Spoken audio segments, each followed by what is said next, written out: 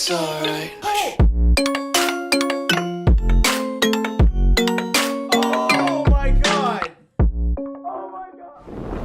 Yo guys, what is up? Max here doing a Borderlands 3 video, and today I'm bringing you guys my list of rare spawns that you should be farming and the items you should be looking out for the rest of the duration of this Farming Frenzy event. Now this Farming Frenzy event, if you didn't know, runs till January 30th, and during the event, rare spawns have a 100% guaranteed spawn rate. Rare spawns are one of the most frustrating enemies to farm in Borderlands because they don't spawn every time. You spend a lot of your time saving and quitting back and forth between the menus, just trying to get the enemy to spawn for a small chance to get the loot that you want. Now is your best chance to farm rare spawns, as well as do as much farming as you can during this event. If you guys enjoyed this type of video, I am working on my list of the best legendaries to have in 2020. Working on that, but for now, during the time frame of this event, this is what I think you guys should be focused on. Now, for our very first rare spawn, we have Sloth in Conrads Hold. Now, Sloth, like the other rare spawns, has two dedicated drops here, both which are really powerful and great tools on basically any characters. But from Sloth in Conrads Hold, he drops the It's Piss grenade and the legendary artifact with the suffix Victory Rush.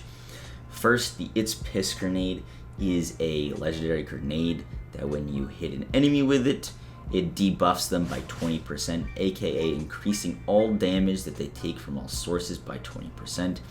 Now this grenade, I have found the most use on Amara. I used it most recently in my Moe's build. I think it's currently the best grenade on any Zane build due to his nature and the way he interacts with his grenades. He uses his action skills to deploy his grenades. Using your action skills to deploy these grenades, you're going to debuff enemies around you. And if you are farming It's Piss, you should look for one with on grenade throw, get 25% increased weapon damage, grenade damage, and action skill damage.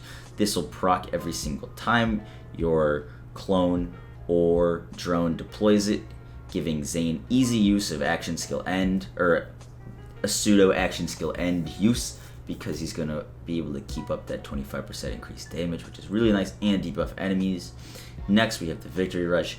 The Victory Rush is a staple of any build that wants to do a lot of damage and be proficient farming. It's going to give you movement speed and damage on kill, which is really nice. When you kill a badass with a Victory Rush relic equipped, you're going to get increased movement speed and damage. Now, currently, Amara and her driver class mod allows her to scale her damage based off of her movement speed. This could be an amazing artifact when paired with Amara.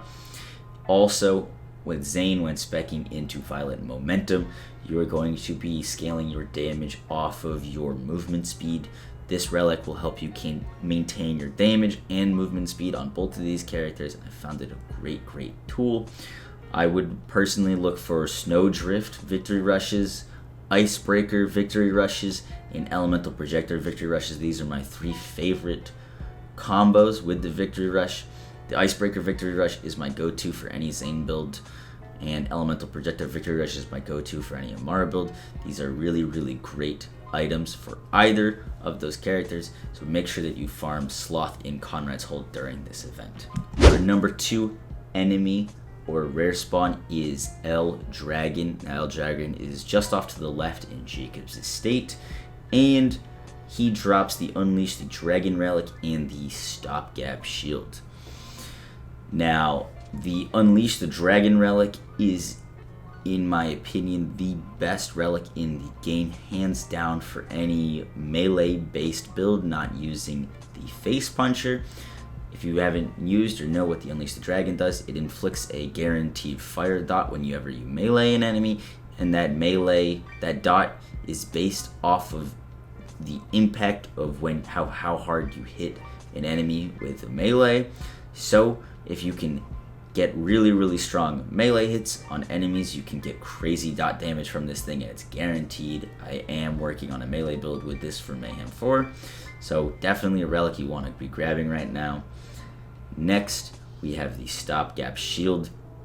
Now, the Stopgap Shield is one of the best shields, if not the best shield in the game for overall tankiness.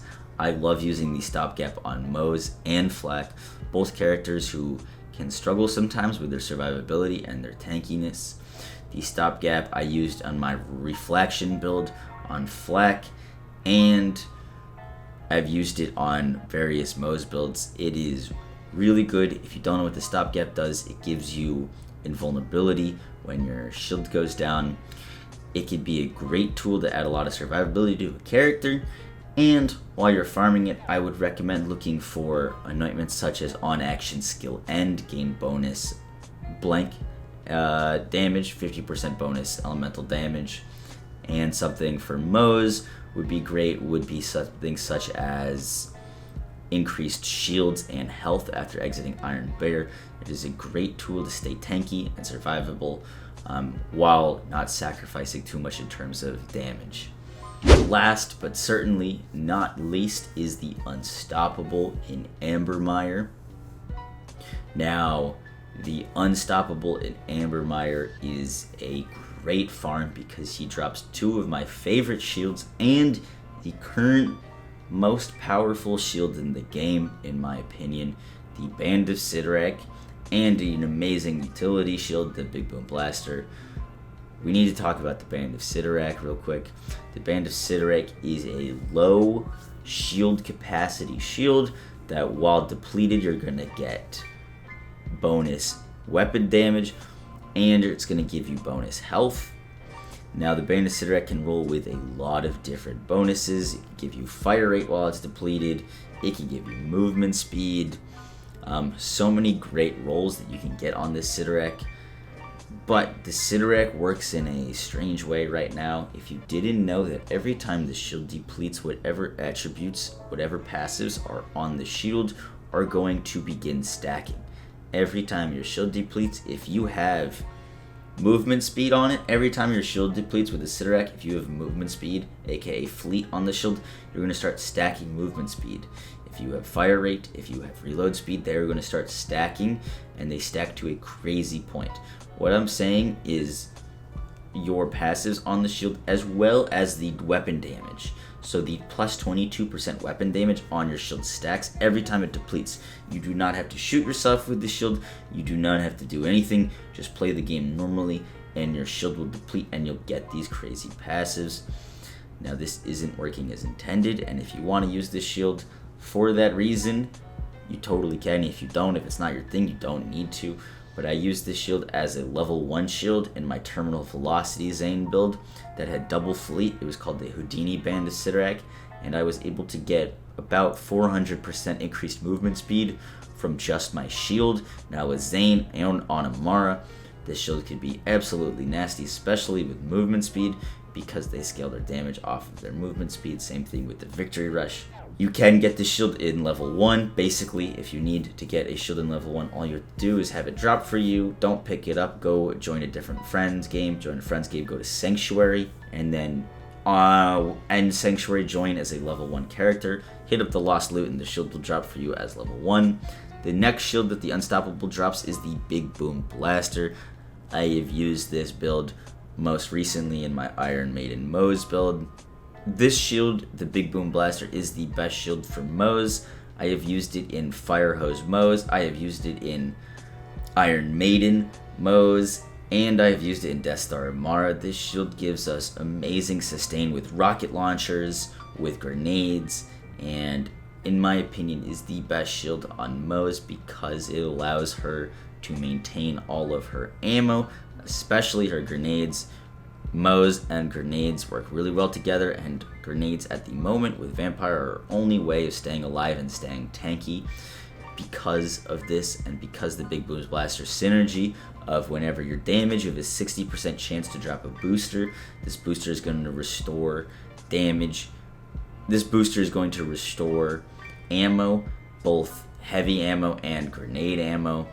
It allows us to spam grenades on Moze, spam rocket launchers, and gives Moze some of the best ammo sustain in the game. Now on Amara, you can use this with a driver to self-proc dots on yourself to continuously drop rocket launcher ammo and grenade ammo, which gets really, really crazy. If you are looking to run a build with a rocket launcher or with a grenade, I strongly recommend this shield. That is it for the video, guys. I hope you enjoyed. I hope you learned something new. I know that a lot of people do these kind of videos where they're like, oh, this is the best, this is the best. I tried to break it down and tell you guys why I'm saying that these are the best things and how they work on the different characters. So if you did enjoy that, let me know. If you want me just to list these things off, I can do that as well, but I wanted to break them down. I will be doing this same kind of thing for the best legendaries in the game and what I think you guys should be farming outside of rare spawns. Hope you guys enjoyed, and I'll catch you in the next one. Peace!